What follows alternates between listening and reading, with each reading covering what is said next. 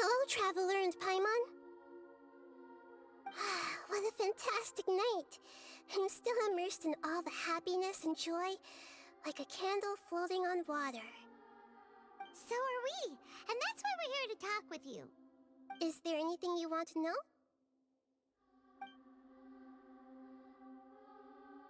After recent events, the Akasha can no longer function as it used to.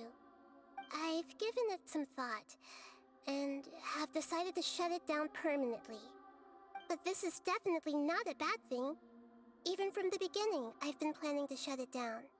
The Akasha's centralized administration of knowledge has always restrained people's curiosity and curtailed the number of paths available to them. I don't think this is good for Sumeru. Although people may initially feel a little uncomfortable with the loss of the Akasha, they will soon understand that this life is more suitable for them. And as for the future of Sumeru, I'm preparing to regain control of the academia. The former sages have received their punishment, but the new sages have yet to be selected. I will oversee the process personally. I hope that the new 6 great sages will be more focused on academics. Sumeru needs such leaders more than ever. The other big issue is the people of King Deshret. All the residents of the desert, in fact. They have been mistreated for far too long.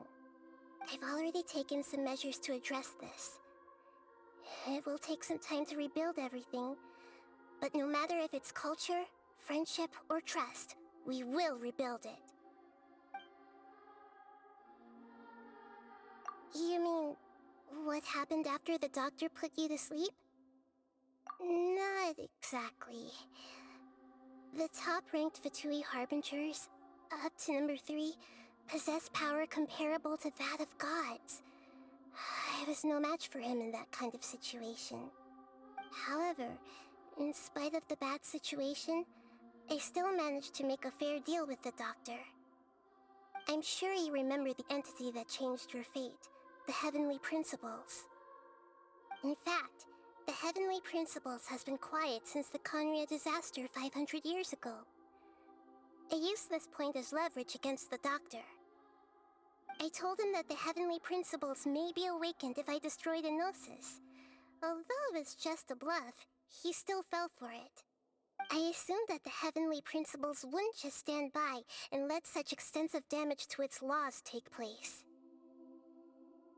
And as for what I exchanged for the Gnosis, the exchange served as both punishment for the doctor as well as a boon of new knowledge that I couldn't refuse as the God of Wisdom.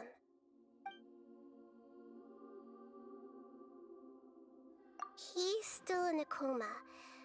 I've hidden him like how one would hide a feather. I know you have many misgivings about him, but as someone who had become a god, he has retained a number of very useful features. Don't worry, I'll keep an eye on him and make sure he doesn't do any evil. In addition, there are still some mysteries left in him. Some things may be very clear from my perspective, but he is still yet to understand them himself. His future will be determined by fate. Is that where you're headed next? Fontaine, the Nation of Justice? As far as I know, that nation operates in a judicial system. Does their Archon personally judge people? No, there's a Chief Justice in Fontaine. Generally speaking, the Hydra Archon, Focalor, won't preside over individual trials. However, even then, Focalor will still make herself present at just about every trial. It seems that she just likes to immerse herself in that sort of atmosphere. As Archon, she still reserves the right to influence the final verdict. Anyway, let's just say she's got, a very unique personality. Are you sure? Isn't there something else you haven't asked about yet? Huh? You mean... About your sister.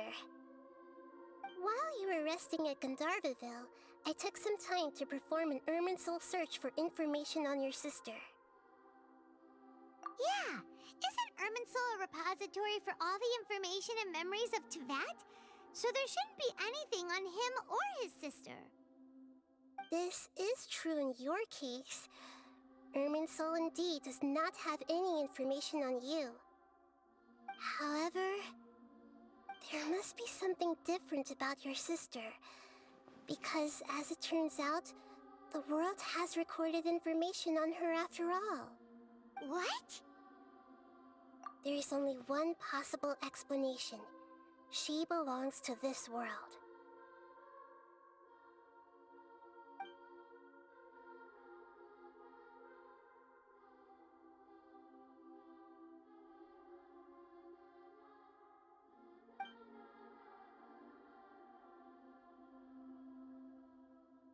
But nothing about this makes any sense. Wasn't this your first trip to Teyvat? According to the records I was able to access, your sibling suddenly appeared in Conria. After the Conria disaster, she began her journey through the 7 nations of Teyvat. But just as her journey was about to reach its conclusion, the Irminsul records on her suddenly become fuzzy. What do you mean, fuzzy? Did something happen to her? All I know for sure is that somebody, for reasons only they can know, is deliberately obfuscating her fate. And whoever it is, if they can do that, who knows what else they're capable of. But even that wouldn't explain how she somehow comes from this world. Something else I noticed was that according to these records, the Fatui have not classified your sibling as one of the Descenders. What's a Descender? Paimon's never heard of it. Look, I'm sure you must be curious about the information I received from the Fatui in return for my gnosis, right? A very important part of the intel was about this world's Descenders. External beings, ones that don't belong to this world. Traveler, you are Teyvat's 4th Descender. Huh? So the Fatui count 3 other Descenders before the Traveler, and his sister isn't even one of them? That's right. My current hypothesis is that the first Descender was likely what we now call the Heavenly Principles. As for the other Descenders, I still need to verify their existence. It could take me some time. Paimon's head's about to burst from all this crazy new information. And yet, even knowing all this, I'm sure you must still have a lot of unanswered questions. I must say, I truly regret that I can't help you more as the God of Wisdom. There are many questions in my heart as well. I will need some time to go through each one of them. And soon, you'll also begin your journey anew and depart from Sumeru. I'm very interested in your future. It's a journey that can't be observed or recorded by this world. If fate is the ultimate knowledge, then your future will be the ultimate fate. Paimon's sure glad we got to meet you, Nahida. The pleasure is all mine. I can't thank you enough. Alright, that's enough talk for today. If you ever miss me, just close your eyes, and maybe I'll appear in your dreams.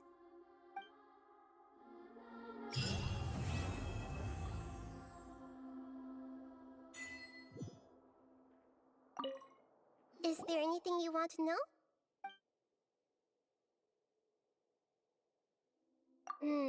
According to the records I was able to access after the Conria disaster, but just as her journey... What do you mean? All I know for sure, and whoever it is. But something else I noticed was... What's a Look, a very traveler. You. Huh? That's right. As for the... And yet, there are many questions in my heart as well.